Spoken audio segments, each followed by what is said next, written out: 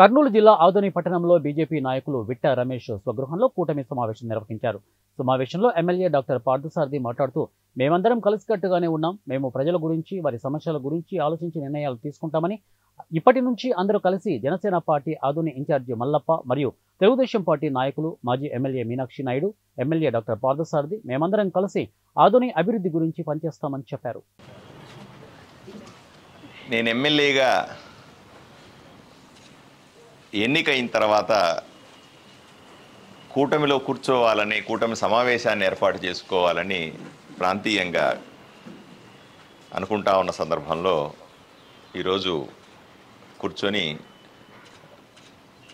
మంచి వాతావరణంలో సరదాగా మాట్లాడుకోవడం జరిగింది. ఎందుకంటే దీంట్లో ఎక్కువ టైం అంతా కూడా మేము ఎన్నికల ప్రచారంలో జరిగినటువంటి సరదా విషయాలనే ఎక్కువసేపు మాట్లాడుకున్నాం.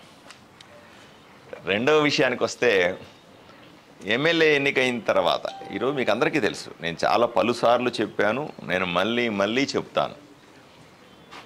ఇటు తెలుగుదేశం పార్టీ కార్యకర్తలు, జనసేన పార్టీ కార్యకర్తలు, భారతీయ జనతా పార్టీ కార్యకర్తలు, నాయకులు అందరి వల్ల ఈరోజు ఇక్కడ భారతీయ జనతా పార్టీ వైపు నుంచి నేను అభ్యర్థిగా అఖండ మెజారిటీతో గెలవడం జరిగింది. కూటమి అన్నది చాలా బలమైంది.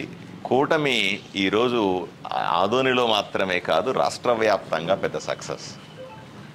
అనుకూలమైన వాతావరణం, ప్రజలకు ఏదైతే హామీలు ఇచ్చినామో, అభివృద్ధి చేసి చూపిస్తామని చెప్పినాము, ప్రజలకు సంక్షేమం ఇస్తామని చెప్పినాము, పెద్ద ఎత్తున సంక్షేమాన్ని పెంచి చూపిస్తామని చెప్పినామో,